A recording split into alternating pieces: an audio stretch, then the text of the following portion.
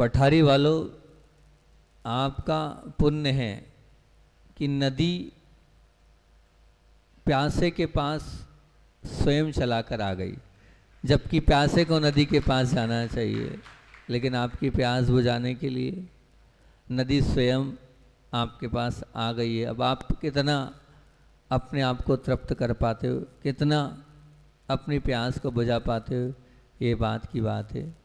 पहला प्रवचन हमारा जहाँ हम जाते हैं उस नगर की व्याख्या करते हैं, उस नगर की बात को सब लोगों के बीच में रखते हैं। सोचा था कल हमने कहा पठारी जाना है, तो पठारी पर हमने चिंतन किया कि पठारी का पा बोलता है, पठारी का पा बोल रहा है कि पवित्र, क्या बोल रहा है? पवित्र, पवित्र बनने को मिला है गुरु सानिध्य। पठारी का पा बोल रहा है पवित्र बनने को मिला है गुरु सानिध्य। ठा कह रहा है, ध्यान से सुनना, क्योंकि ये मैंने देखा है। जब मैं प्रवेश कर रहा था तभी एक मूछ पे ताव दे रहा था भाई, बोले राजपूत हूँ मैं, है ना। तो ठा बोल रहा है ठाकुराई छोड़ने को मिला है क्या? गुरु सानिध्य। ठाकुराई का मतलब समझ रहे ना, क्या होती ठाकुराई? पहलवानी छोड़ने को मिला है गुरु सानिध्य। और री कह रहा है पठारी का रिश्ता जोड़ने को मिला है गुरु सानिध्य।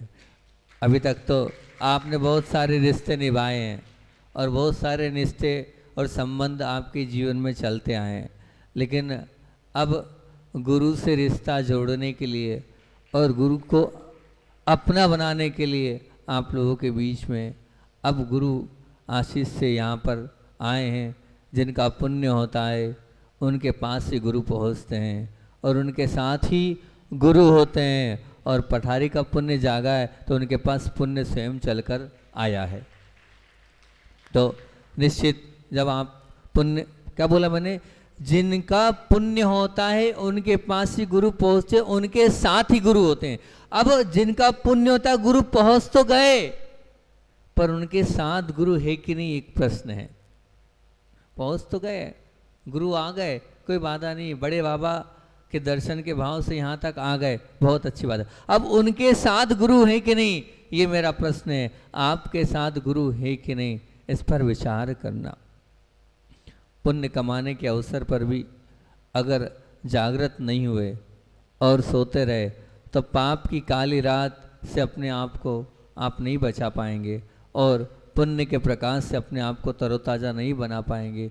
गुरु की सन्निधि बहुत पुण्य से मिलती हैगी, और उसमें भी निर्गंत साधु का मिलना, मानना हमारे पाप की ग्रंथियों को खोलने वाला है, हमारे अंदर की पुण्य को बढ़ाने वाला है, हमारे अंदर के परिणामों को निर्मल करने वाला है, हमारी विशुद्धि को और उत्कृष्ट बनाने वाला है। और मौका होते हुए भी जुड़ नहीं पाएंगे, दूर रहकर अपने कर्मों को आप कभी पूर्ण नहीं पाएंगे। मौका होते हुए भी जुड़ नहीं पाएंगे और दूर रहकर क्या होगा, तो अपने कर्मों को आप पूर्ण नहीं पाएंगे। अपने कर्मों का पूर्ण का उत्कृष्ट तरीका है कि हम देव शास्त्र गुरु से जुड़ जाएं, देव शास्त्र गुरु से अपने आप को बना लें। जैसे मैं आपसे पूछता हूँ, आपने मकान बहुत बनाए कि नहीं बनाए? बहुत सारे मकान होंगे, ऐसा तो नहीं कि नहीं होंगे। बहुत सारी आपकी माइंड से भी हो सकती है ना। अब संपत्ति में आपकी माइंड से 122 नंबर तो 11 नंबर तो, मैं पहले समझता नहीं था ये नंबर क्या होता है।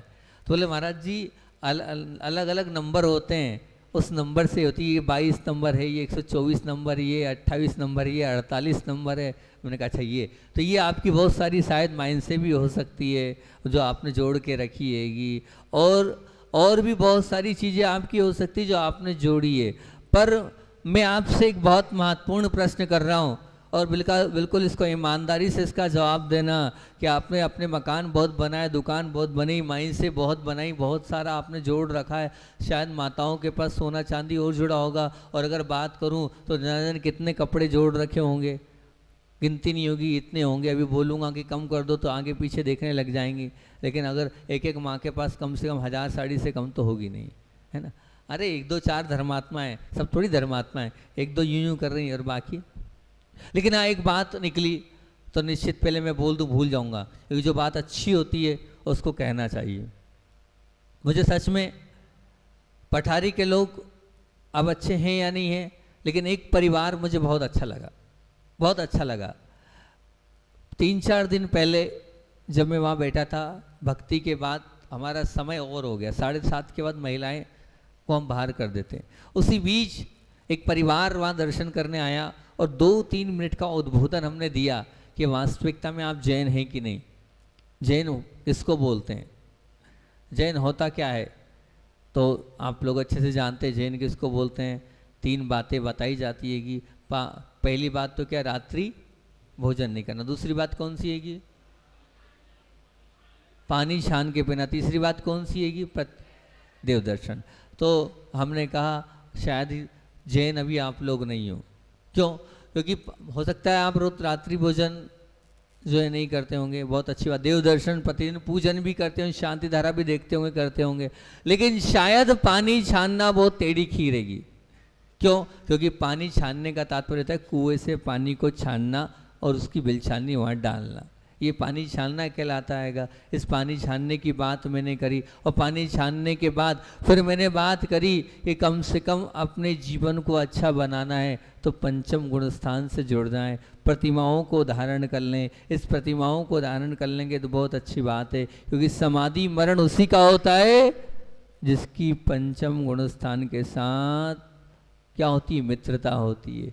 पंचम गुण स्थान होगा तभी आपका मरण सुमरण होगा। और यहाँ जितने बैठे हैं सबकी यही धारणा है, क्या करना है हमें, समाधि मरण। कोई है ऐसा कि नहीं मैं अस्पताल में मरना चाहता हूँ, मैं तड़पते हुए मरना चाहता हूँ, मैं कष्ट के साथ मरना चाहता हूँ, मैं जो है आह ओह के साथ मरना चाहता हूँ। कोई है ऐसा एकाध, कोई है एकाध कि हाँ नहीं महाराज जी। तो अब कोई भी ऐसी पीड़ा के साथ और अगर अस्पताल में मरना नहीं चाहता है, समाधि मरण सब चाहते हैं भगवान का स्मरण करते हुए मरें, गुरु चरणों में हमारा मरण हो, उसको कहते हैं समाधि मरण। समाधि मरण उसी का होता है, आचार्य श्री कहते थे जिसके पास पंचम गुण स्थान है उसी का समाधि मरण होता है, उसी का सुमरण होता है। तो समाधि मरण करना चाहते हो तो पंचम गुण स्थान की ओर अपने कदम को आगे बढ़ाओ। और मैंने तो सुना है पिछली बार बहुत सारे लोगों ने यहाँ पर प्रतिमाओं को ग्रहण किया था, नए नए लोगों ने भी प्रतिमाओं को ग्रहण किया था, तो बहुत अच्छी बात है। उसी बात को मैं बहुत अच्छे से बता रहा था। और जब वो परिवार आया तो ध्यान रखना, आड़े बूढ़े लोग प्रतिमा लेते हैं, वो तो लेना चाहिए, उनका तो कर्तव्य बचा क्या है। अब नहीं लेंगे तो कब लेंगे, अब नहीं लेंगे तो कब लेंगे। अगर आप कभी नहीं प्रतिमा लोगे तो फिर तो कुछ मतलब नहीं है, काम खत्म है आपका। लेकिन नई उम्र वाले जब प्रतिमा के लिए तैयार होते हैं, तो जब आचार्य श्री जी ने इस बात को सब लोगों के बीच में रखा था कि मैं तो समझता था कि श्वेतांबर परंपरा में ही आता है कि कुछ समय के लिए व्रत लिए जा सकते हैं, लेकिन दिगंबर आमनय के भगवती आराधना ग्रंथ में ये आया है कि प्रतिमाओं को कुछ समय के लिए भी लिया जा सकता है। पक्ष, मास, 6 मास, वर्ष, 5 वर्ष, 2 वर्ष के लिए लिया जा सकता है। इसका उद्बोधन दिया उन्होंने, सब लोगों के बीच में बात रखी। तब से हम जहाँ जाते हैं वहाँ कम से कम नए लोगों को, बूढ़े लोगों पर काम करना आजकल हमने बंद कर दिया है। आजकल नए लोगों पर ही हमारा पूरा काम चलता है। तो नए लोगों को हम तैयार करते हैं और उसमें फिर जब नए लोग तैयार होते हैं तो उनके देखा देखी उन बूढ़े लोगों को शर्म आ जाती है कि नाक कट रही है हमारी, अपन ले लो जाकर। फिर उनके नाक कटती है तो अपने आप आ जाते हैं। तो आजकल सीधे नए लोगों पर अटैक करते हैं। हमने 2 मिनट की बात रखी, वो जो एक थी नया छोटा सा, वो एक छोटा सा बालक था, बहुत अच्छा लगा। कभी कभी जो आचार्य श्री कहते थे अगर अपनी ऊर्जा को बढ़ाना है, अगर आपको अपने ओरे को बढ़ाना है, अगर आपको अपनी शक्ति को बढ़ाना है, तो आचार्य श्री कहते थे या तो भगवान को देखो, या तो भगवान को देखो, या उस छोटे से बच्चे को देखो जो कुछ नहीं समझता हो, तो आपकी ऊर्जा बढ़ेगी। क्यों? क्योंकि उसके मन में पाप नहीं है, राग नहीं है, दोष देश नहीं है। तो जहाँ राग नहीं, जहाँ देश नहीं, जहाँ मोह नहीं, उसको देखोगे तो आपकी ऊर्जा बढ़ेगी। तो जब भी कोई छोटा बालक आता है तो मुझे बड़ा अच्छा लगता है। वो छोटा बालक बहुत सुंदर सा लग रहा था, बस उस छोटे से बालक से बड़ा प्रभावित हो गया, फिर उद्बोधन दिया। तो छोटे से उस बालक की माँ ने कहा, महाराज जी मैं तैयार हूँ, 15 दिन की प्रतिमा लेने के लिए तैयार हूँ, एक पक्ष की प्रतिमा लेने को तैयार हूँ। वो छोटे से बालक जो भी 6 माह का बालक था, उस 6 माह की बालक की माँ ने कह दिया मैं प्रतिमा लेने को तैयार हूँ। और वो कौन है? आपकी पठारी की बहू है। अब हम जानते नहीं किस परिवार से है, कौन सी बहू है। हाँ, ये दोनों माताएं आई थी, इनकी वो बहू है। उनने 15 दिन की प्रतिमाओं से लिया था। सीखना चाहिए। अगले दिन जो दादी माँ आई, बोले महाराज जी मैं तो समझ मजे ले रहे हैं, लेकिन सच में दे दी। मैंने कहा सच में दी। अभी प्रारंभ तो किया है, 15 दिन का बीजारोपण किया है, उससे उत्साह बढ़ेगा, उससे अंदर आनंद आएगा, तो मैंने और तैयार करेंगे हम। आप बताएं, पठारी अभी हाल मंडी बामोरा में थे, छोटे छोटे बच्चों को प्रतिमाएं दी हमने, 15 दिन की दी पर दी। और उसमें लगभग 8-10 बालिकाएं, 8-10 बालक, 20, और फिर 1 तारीख को अच्छा उद्बोधन दिया, बड़ों से लेकर छोटों को तैयार किया। 40 से 50 लोगों को एक पक्ष की प्रतिमा दी, और फिर उन्हीं में से निकलते हैं। ऐसे ही बांसा में इस प्रतिमा का प्रकरण चालू किया। 47 लोगों को आजीवन, नए लोगों को आजीवन, महीने 15 दिन वाली नहीं, आजीवन एक बस भर के भेजी थी चाची के बाद। इन सबको 2-2 प्रतिमाएं दे के आप करो, तो निश्चित ये पठारी तो धर्म नगरी है, धर्मात्माओं की नगरी है। अपन इसमें से भी उन मोतियों को निकालेंगे और उनको तराशेंगे, और आप लोगों के बीच में से आप लोगों को बहुत अच्छा बनाने का प्रयास करेंगे। एक वो माँ तैयार हुई, ऐसी अभी सब बहुओं को तैयार करना है और सबको धर्म से जोड़ना। धीरे धीरे जोड़ लेते हैं हम, धीरे धीरे अपना। आज तो पहला ही दिन है, अब क्या होता है, पहले दिन में जल्दी उतरोगे नहीं आप, लेकिन निश्चित मान के चलना ये गुरुदेव का आशीर्वाद है, धीरे धीरे सब अपने हो जाते हैं। मैं तो सिर्फ पठारी वालों को अपना बनाने आया हूँ। तो मैंने अभी बात चल रही थी, आपने मकान बनाए, दुकान बनाई, अपनी माइंस बनाई, बहुत से लोगों को जोड़ा, पर मैं आपसे पूछता हूँ, मेरा प्रश्न है, आपने गुरुओं को कितना जोड़ा? आपके जीवन में कितने गुरुओं को जोड़ रखा है कि हाँ मैं उनसे जुड़ा हूँ, मैं उनसे जुड़ा हूँ, मैं उनसे जुड़ा हूँ? वो कितनी गिनती है या नहीं? वो गिनती सबसे बड़ी होनी चाहिए। जितने संसार में साधु हैं, ये मान के चलना, हर साधु से आपका जुड़ाव हो जाना चाहिए, हर साधु आपसे जुड़ जाना चाहिए। और जुड़ने का मतलब यही है क्या? वो पुण्यशाली जीव होंगे जिनको नाम से गुरु जानते हों। क्या ये नाम से जानते हैं? मैं 2 लोगों से बहुत जलता था। मैं 2 लोगों के पुण्य की तुलना करता था कि संसार में 2 लोग सबसे पुण्यशाली हैं। उनका पुण्य जो ऐसा पुण्य है कि हम सब उनके आगे कुछ नहीं। आपको लगेगा महाराज जी उल्टी सीधी बातें बोल रहे हैं, लेकिन सच बोल रहा हूं कि मैं 2 लोगों को पुण्यशाली मानता था। एक तो मानता था संजय मैक्स, इंदौर वाले हैं, और एक मानता था विनय भैया। हर 2-4 घंटे में वो याद, लोग हमारा नाम कहते थे कि आप भी पुण्यशाली हो, लेकिन मैं मानता था मुझसे ज़्यादा पुण्यशाली वो, क्योंकि बार बार गुरुजी के मुख में उन 2 लोगों का नाम होता था। समझो सही, पूरी दुनिया जिनको हृदय में बिठाती है उनको गुरुदेव बार बार याद करते थे। तो मैं कहता था तुम दोनों सबसे पुण्यशाली जीव भैया इस संसार के, विनय भैया और संजय जी मैक्स। ये मान के चलना, भले आपको लग रहा है कि मैं कैसी परिभाषा कर रहा हूँ, लेकिन मेरी परिभाषा तो ये कि गुरु जिनको याद करते हैं वो बहुत बहुत पुण्यशाली लोग होते हैं। और गुरु जिनके लिए हमेशा कहते कि ये कर लो, वो कर लो, ये काम बता दें, तो पुण्यशाली जीव होता है। ये मान के चलना कि गुरु हमसे कह रहे हैं, ये हमारा पुण्य है कि वो हमें नाम लेके बुला के कह रहे हैं कि ये कर लो, तिर गए तर गए, आपने तो अपना सब कुछ भला कर लिया। ये निश्चित मान के चलना। तो मैं आपसे यही कहना चाह रहा हूँ कि आप तो मुझे ये बताओ कि आप कितने गुरुओं से जुड़े हुए हो। जानते बहुत सारे गुरुओं को, जुड़ाव की बात कर रहा हूँ कि जुड़ाव कितने गुरुओं से आपका है।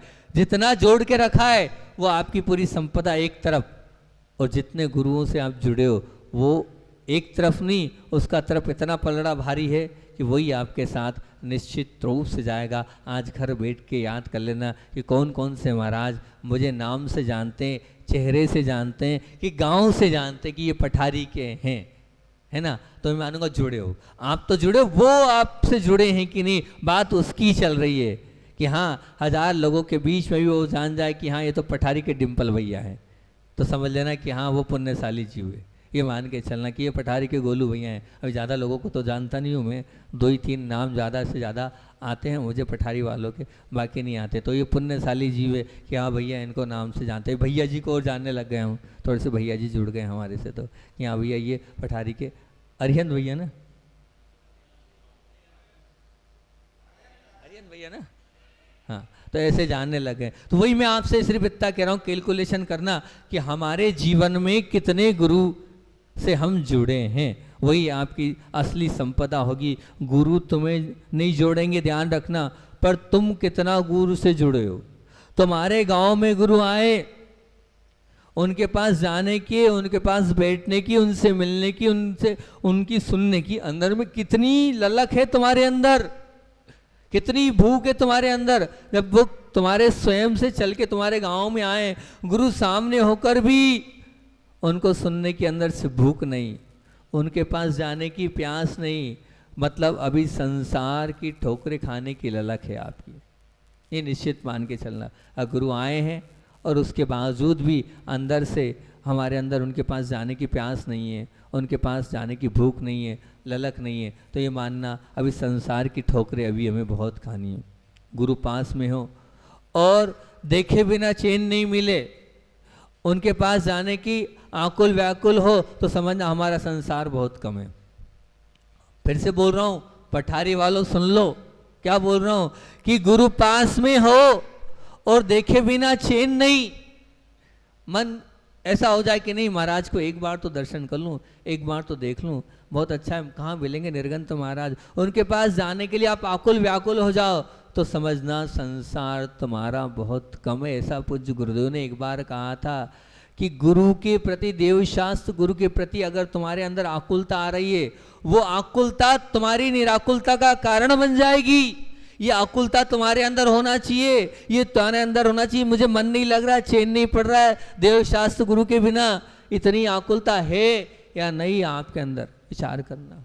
आप लोगों के साथ पास में ही थे हम, 4 किलोमीटर, शहर में 4-5 किलोमीटर की कोई मान वो नहीं होती है कि इंदौर जैसी जगह में 5 किलोमीटर कुछ नहीं होता हैगा, कोई मायने नहीं रखता हैगा। हम 5 किलोमीटर पास एक कॉलोनी ही तो है, वहाँ बैठे थे, कितने लोग आए, जितने लोग आए थे वहाँ दर्शन करने, अपने आप को पुण्यशाली मानना। उनके अंदर भूख थी, उनके अंदर प्यास थी। और जो नहीं आए अभी वो संसार में भटक, मैं ऐसा नहीं बोला आप आओ दर्शन करने, मैं तो आपकी आपकी आपकी छवि आपके सामने रख रहा हूँ कि आपके अंदर भूख थी, आपके अंदर ललक थी, आपके अंदर प्यास थी, मन बेचैन था, तो ये मान के चलना अभी संसार हमारा कम होता जा रहा है। गुरु की समीपता पाने के प्रति मन में उदासी हो तो समझना अभी सम्यक दर्शन में हमारे नंबर कम हैं, अभी सम्यक दृष्टि हम नहीं है। अगर आप सम्यक दृष्टि हैं, सम्यक तो आपके अंदर है जीता जागता, तो आपके अंदर वो भूख होनी चाहिए। और सबसे बड़ी बात तो ये कि श्रावकों के 6 आवश्यक बोले 6 आवश्यक बोले, नहीं बोले। आवश्यक का तात्पर्य क्या होता है, मैं आपसे पूछता हूँ, आवश्यक किसको बोलते हैं? जैसे रोटी खाना आवश्यक है नहीं है, बोलो ना, है। श्वास लेना है, पक्का है, बिना श्वास के रह सकते हो भैया? रोटी के बिना तो फिर भी एक बार रह लोगे 8 दिन 10 दिन, पर श्वास के बिना, जैसे श्वास लेना आवश्यक है, पानी पीना आवश्यक है, जैसे आप कह रहे हो कि खाना आवश्यक है, पीना आवश्यक है, और उससे ज़्यादा श्वास लेना आवश्यक है, ऐसे ही आवश्यक कहे गए। साधुओं की भी षड आवश्यक हैं, तो किसके? श्रावकों की षड आवश्यक है। उस षड आवश्यकों में क्या है? गुरु पास्ती आया नहीं आया? आया है। गुरु पास्ती किसको बोलते हैं? अरे गुरु पास्ती का तात्पर्य क्या होता है? अगर गुरु मिल जाए तो उनकी भक्ति करना है, आराधना करना है, पूजा करना है, उनको चरणों में समर्पित हो जाना है, वो गुरु पास्ती कहलाती है, उसको गुरु पास्ती कहते हैं। अब समीप गुरु है और उसके बावजूद भी इस आवश्यक को अगर आप नहीं पाल पा रहे हो तो आप अपने आवश्यक को कम कर रहे हो। और जो आवश्यक वाले कार्य नहीं करता है, अब मानना उसकी गिनती किस में होती है? ये जो आवश्यक करने योग्य कार्य अगर आप उसको नहीं करोगे तो आपकी गिनती कायम में होगी, आप सच्चे श्रावक नहीं होंगे। तो मैं तो बस आपको एहसास करा रहा हूँ कि आपके अपने कर्तव्यों में यह भी कर्तव्य होता है कि जैसे मेहमान आए तो क्या करना चाहिए? लेने जाना चाहिए और साथ साथ में छोड़ने जाना चाहिए। दोनों बात होती है, लेने भी जाओ और साथ में छोड़ने भी जाओ, और उसमें भी महापुण्य से श्रवण का आना हो जाए और हम लेने या छोड़ने नहीं जाएं तो समझना हमने जीवन में अभी राग और द्वेष मोह में अपने आप को उलझा रखा है, अपने आप को धोखा दे रहे हैं हम। इसलिए अगर आपको लगता है कि देव शास्त्र गुरु की आगवानी करने को मौका मिले तो कभी छोड़ना मत, उनको लेने और छोड़ने जाने का आपका वो जो पुण्य और महान पुण्य का अवसर मत छोड़ना, हम उसमें पीछे बिल्कुल नहीं रहें। ये प्रभावना का बहुत महत्वपूर्ण का अंग माना जाता है। छोटे छोटे बच्चे बैंड बाजे लेकर वहाँ तक आ गए तो मुझे लगा सच में ये नन्हे मुन्ने बालक बहुत पुण्यशाली है। परसों बता रहे हैं हमें, सुनो उनके पुण्य से ही आए हम, छोटे छोटे बच्चों के पुण्य से, कि उनने हमसे बोले महाराज जी वो सब बच्चे परसों के दिन 5 बजे से पेट्रोल पंप पर बैठे रहे, हम 3-4 बजे से पहुंच गए पेट्रोल पंप पर, आपका इंतजार करते रहे, आ रहे और वो माँ भी पहुंच गई। बोले महाराज जी पठारी वाले बहुत गुस्सा हो गए। मैंने कहा नहीं महाराज जी से काहे को गुस्सा होंगे। मैंने कहा नहीं होंगे, चिंता नहीं करो, उनकी भावनाएं हैं तो निश्चित रूप से उनके यहाँ चरण निश्चित रूप से पढ़ना ही है, पढ़ेंगे क्योंकि वहाँ पर आचार्य भगवान ने पंच कल्याणक के निमित्त से वहाँ पर भेजा है।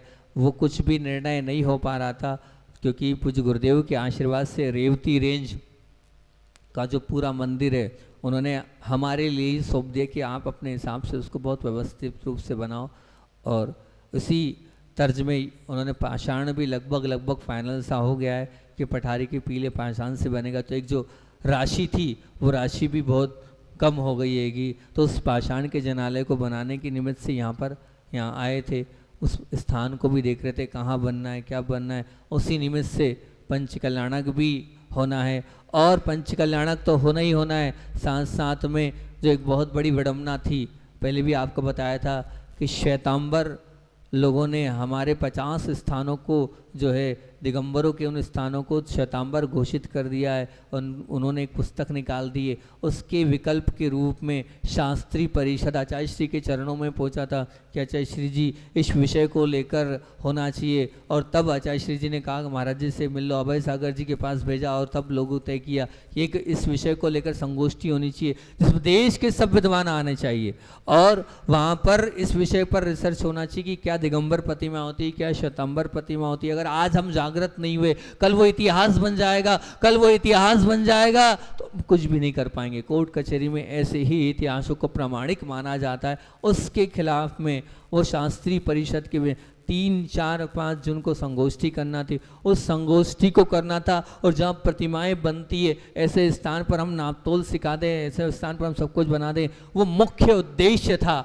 उस उद्देश्य को लेकर वहाँ 3, 4, 5 तारीख की संगोष्ठी भी है, पंच कल्याणक भी है, और साथ में एक और संयोजना थी शुद्ध पंचमी के दिन जो एक शुद्ध श्रृंजली प्रतियोगिता, जिसमें इस प्रकार से आयोजन किया गया है कि जिनवाणी माँ के ऊपर अभी तक कहीं कोई प्रतियोगिता नहीं, जिनवाणी के ऊपर स्तुति कभी लिखी नहीं गई, तो खुद की स्तुति लिखना है और उसका गायन होना चाहिए, और उस गायन को यहाँ पर प्रस्तुत किया जाएगा शुद्ध पंचमी के दिन। वो वाला भी एक महत्वपूर्ण कार्य था। तो इन तीनों कार्यों की संयोजना पूज्य गुरुदेव के आशीर्वाद से आपकी पठारी के पास जो सेतपुर छोटा सा गांव है, जहाँ पर पाषाण से भगवान बनते हैं, ये बात की बात है कि महाराज जी उसमें देते हैं, लेकिन पाषाण बनते तो वहीं पर हैं जहाँ हजारों भगवान जिस जिनालय जिस दरबार की चरण छाया में बनेंगे, वहाँ का पंच कल्याणक महामहोत्सव बना था। छोटा सा जिनालय,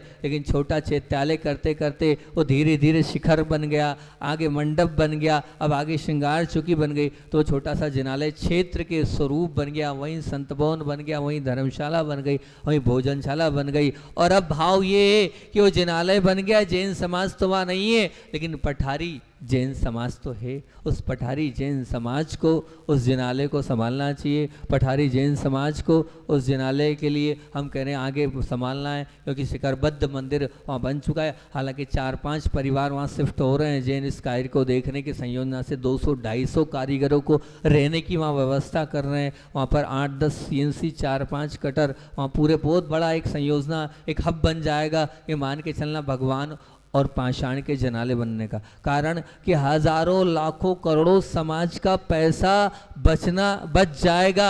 बीच के जितनी भी कमीशन है, बीच की जितनी दलाली है, सब बच जाएगी। सीधा पत्थर निकलेगा, सीधा कारीगरों से काम होगा और सीधे समाज उसको पैसा देगी। तो बीच का जितना मामला था सब कुछ बच जाएगा। करोड़ों अरबों रुपए समाज के जो बीच में जा रहे थे, सब जो है वो एक राशि जो आपके ही पठारी उस सेतपुर की उस संयोजना में बचती चले जाएगी। तो आप ये मान के चलना बहुत बड़ा कार्य आपके यहाँ हो रहा है। अब लोग यहाँ और आते चले जाएंगे। इसी पठारी का नाम अब पूरे देश में वहाँ पर प्रतिमाएं बन रही उससे है, क्योंकि आप ये मानना हजारों प्रतिमाएं बन के जा चुकी उस स्थान से, वहाँ से जा चुकी, और अब हजारों प्रतिमाएं और बनना है उसी स्थान में। तो ये पुण्य किसका है? आपका है, क्योंकि दरवाजे पर कौन बैठे हैं? द्वार पर आप बैठे हैं। तो अब आदिनाथ भगवान जो कि अतिशयकारी हैं, लोग बोलते हैं कि उन भगवान के पास मैंने बहुत सारे लोगों को भिजवाया।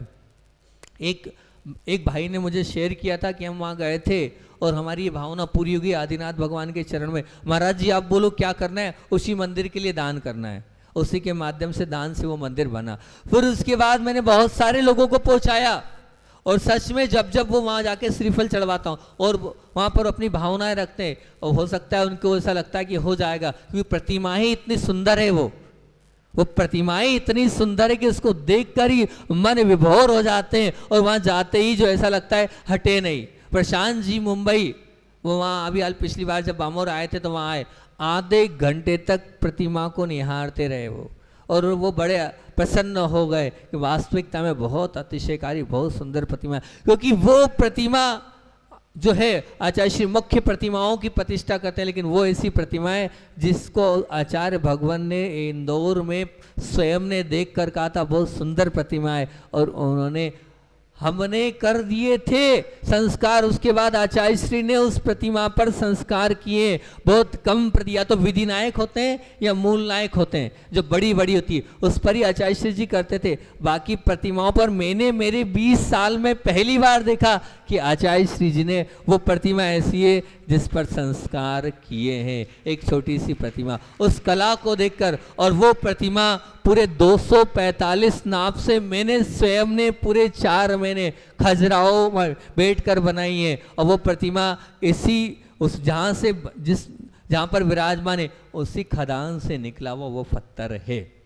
उसी पत्थर से वो प्रतिमा बनी हुई है। वो अतिशयकारी प्रतिमा है। आप मानना आपका बहुत पुण्य है कि वो प्रतिमा यहाँ विराजमान है। तो जब आपको मौका मिले आप उसको छोड़ना नहीं। वहाँ के दर्शन प्रतिदिन करने नहीं जा सकते हो, 7 दिन में, 15 दिन में, महीने भर में, लेकिन वहाँ दर्शन करने जाएंगे। ये मान के चलना आपके जीवन में बहुत सारी उपलब्धियाँ आती चली जाएगी, आपका पुण्य बढ़ता चला जाएगा। बोलो यहाँ जितने लोग बैठे हैं 4-5 किलोमीटर की दूरी है, आप बताओ कि आप हफ्ते में कितनी बार जा सकते हो? एक बार तो जा सकते हो, बोलो तो सही भैया, एक बार जा सकते हो नहीं जा सकते हो? इतना नियम ले लो कि हम महीने में 4 बार जाएंगे, साल में 48 बार जाएंगे, अपने हिसाब से जब चाहे जब चले जाएंगे, पर साल में 50 बार वहाँ पर जाकर अपना माथा टेकेंगे। कम से कम साल में 50 बार वहाँ जाकर अपना माथा टेकेंगे। हो जाए तो उनके चरण छुएंगे, उनकी अपने अंदर से अहोभाव से उनकी वंदना करेंगे। आप देखना आपके जीवन में परिवर्तन। आप ज़्यादा नहीं लो, अभी 1 साल का नियम लो कि 1 साल तक 50 बार जाने का नियम। हम कभी भी 50 बार जाएंगे, चाहे लगातार जाएं चाहे कैसे ही जाएं, पर 50-51 बार का हम नियम लेते ले लेंगे। बोलो माताओं, हो जाएगा? 4 किलोमीटर नहीं जा सकते? अरे बोलो, है नहीं जा सकते? अरे लोग तो पैदल जाते हैं भैया, इतनी दूर दूर 25-25, 50-50 किलोमीटर। आप 4-5 किलोमीटर पैदल नहीं जा सकते, गाड़ी से नहीं जा, पैदल मत जाना, गाड़ी से चले जाना। जा सकते, सबके घर में गाड़ी है, जाओगे?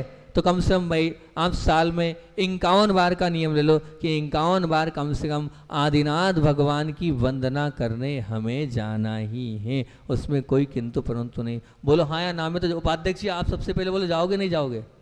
जाएंगे, बहुत अच्छी बात। और बाकी लोग और दूसरे भैया पेट्रोल पंप वाले भैया हाँ ना में तो जवाब दो। साल में 51 बार? हाँ नहीं तो वो तो फिर जाएंगे जरूर में तो काम खराब हो जाएगा। कम से 51 बार जाना है, हैं? बोलो तो सही। ज्यादा कर लेना 51 से, हम मना थोड़ी कर रहे हैं। जाओगे तो आपका ही भला है, उस क्षेत्र से आप जुड़ जाओगे तो बहुत ही अच्छा भला, क्योंकि वो मंदिर तो हम बना रहे हैं और पठारी जैन समाज को ही उस मंदिर को संभालना है। आप ये मान के चलना वो जो मंदिर बन रहा है उसकी संयोजना, उसका आयोजन, उसका नियोजन पठारी जैन समाज को ही संभालना है। हमने तो बनवा दिया, बाहर के लोगों ने बना दिया और आगे उसको और व्यवस्थित कर देंगे, लेकिन संभालना पठारी जैन समाज को ही है। बाकी बामोरा वाले कोई आ नहीं पाएंगे, बीना वाले आ नहीं पाएंगे, खुरई वाले आ नहीं पाएंगे। तो हम ये चाह रहे हैं कि उस मंदिर की योजना संयोजना उसकी पूरी जिम्मेदारी पठारी जैन समाज उठाए, पठारी जैन समाज संभाले, पठारी जैन समाज उसकी देख रेख करे। हाँ अब वो तो और मेन रोड बन रहा है, शायद खुरई मेन रोड हो रहा है तो और अच्छा हो जाएगा, बहुत अच्छी बात है। बस मेरा तो कहना यही हैगा, आपकी जिम्मेदारी बनती है, आपको संभालना चाहिए। आपके ही यहाँ वो इतने सुंदर भगवान बन गए और अब तो क्या है मंदिर बन गया, शिखर बन गया, तो और एक और वो विडम्बना हो गई। जब हमने चेक किया भगवान छोटे हो रहे हैं तो अब एक और भगवान बड़े वाले विराजमान हो रहे हैं।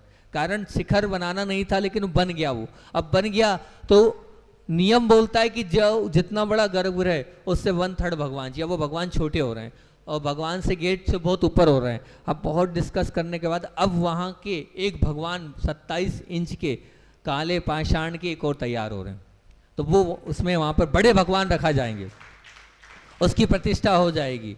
तो वो बड़े भगवान काले वाले पाषाण के वो हो जाएंगे, 2 परिकर और नीचे 1 परिकर और, ऐसे वहाँ पर 7 भगवान पूरे विराजमान हो जाएंगे। अभी भी किसी को वहाँ 1 भगवान रह गए, किसी को विराजमान करना हुआ भगवान तो वहाँ भगवान वो अपनी ओर से विराजमान करा सकता है। अभी भी वहाँ के पात्रों में जो है कुछ पात्र रह गए, माता पिता के पात्र अगर यहाँ लोकल वाले रहें तो बहुत अच्छी बात है, तो माता पिता भी आप बन सकते हैं। तो बड़े बाबा के पंचकरण के माता पिता भी आप हो जाएंगे और वहाँ के भी हो जाएंगे। और भी कुछ पात्र उसमें रह गए, पात्र जितने आपकी हो, क्योंकि अभी आपने पंचकरण किया है तो हमारा उसमें कोई जोर दबाव नहीं है, ठीक है ना। पर बाकी सबको उस विधान उस पंच कल्याणक में बैठना है और साथ साथ में जिम्मेदारियाँ निभाना है, ठीक है ना। बाकी पात्र की कोई ऐसी वो वाला प्रेशर नहीं कि आप ये पात्र बनो वो पात्र बनो, उसकी कोई आवश्यकता नहीं। सब गुरु कृपा से सब अपने आप वहाँ से आशीर्वाद हो रहा है और अपने आप होता चले आ रहा है। मुख्य में आप लोग चाहें तो उसमें आप शामिल हो सकते हैं। 2-3-4 नाम आ गए माता पिता के, और अगर भावना है तो आचार्य श्री पास जाकर आप आशीर्वाद ले सकते हैं माता पिता के लिए भी और अन्य मुख्य पदों के लिए भी। और प्रतिमा अगर मैं ये चाहूँगा, बाहर के लोग तो हैं तैयार बैठे हैं और हो भी जाएंगे और कर भी देंगे, लेकिन अगर लोकल का कोई तैयार होता है तो उसको दे देंगे हम, क्योंकि पूजना उसको है, भक्ति उसको करना है, आराधना उसको करना है, तो उसके लिए भी हम मौका दे सकते हैं कि क्या है क्या नहीं। 3-4 नाम आ गए बाहर के, अब वो मेरे हाथ में किसको देना है प्रतिमा, तो वो भी आप उसमें भी समझ सकते हैं। और बाकी तो मैंने पहले भी कहा था, महिला मंडल आई थी कि कम यहाँ यहीं पठारी वाले हैं, तो पठारी वाले कम से कम 40-50 लोग तैयार हो जाएं तो बहुत अच्छी बात होगी। महिला मंडल से शर्त रखी थी, फिर भी महिला मंडल ने नाम नहीं दिए, फिर भी हम बिना नाम दिए भी आपके पास बड़े बाबा, आप लोगों के लिए नहीं आए, हम तो बड़े बाबा के निमित्त से यहाँ पर आ गए हैं। तो मैं तो इतना ही कहूँगा कि पुण्य को गले लगाने आपके सामने आया है, अब उस पुण्य को ठोकर नहीं मारना, नहीं तो पाप कर्म तुम्हारी क्या गत बिगाड़ देगा, ये ध्यान रखना। इसलिए पुण्य आपके सामने है, समय अपना हो गया है, अभी तो 2 बिंदु हैं, लेकिन हाँ इतना जरूर है, आज सोम विहार नहीं करेंगे और कल तक का तो कमिटमेंट कर रहे हैं, कल तक तो हैं, आगे का नहीं है। और अभी तो ठकुराई की बात करना है और रिश्ते की बात करना है, क्योंकि मंगलाचरण क्या याद तो रखना, मंगलाचरण पठारी का जो मंगलाचरण बना है, प बोल रहा है पवित्र बनने को मिला है गुरु सानिध्य। अब कितने पवित्र बन पाते हो देखते हैं। और ठा बोल रहा है ठाकुराई, अभी ठाकुराई छुड़ाऊंगा, कैसे ठाकुराई छुड़ाई, कल उस पर ठाकुराई पे बात करूंगा कि कैसे अपने को ठाकुराई छोड़ना है। ठाकुराई मतलब दादागिरी, अपना गुस्सा, अपना क्रोध छोड़ने को मिला है गुरु सानिध्य। री कह रहा रिश्ता, जोड़ने को मिला है गुरु सानिध्य। इस पर चर्चा अपन कल करेंगे। इतने रखते हैं, समय हो गया है। आचार्य श्री का रोज सुनाते लेकिन 3-4 मिनट एक्स्ट्रा हो गया है। इतने ही रखते हैं। बोधि समाधि परिणाम शुद्धि सात्म उपलब्धि शिव शोक सिद्धि चिंता बड़ी चिंतित वजदान है ताम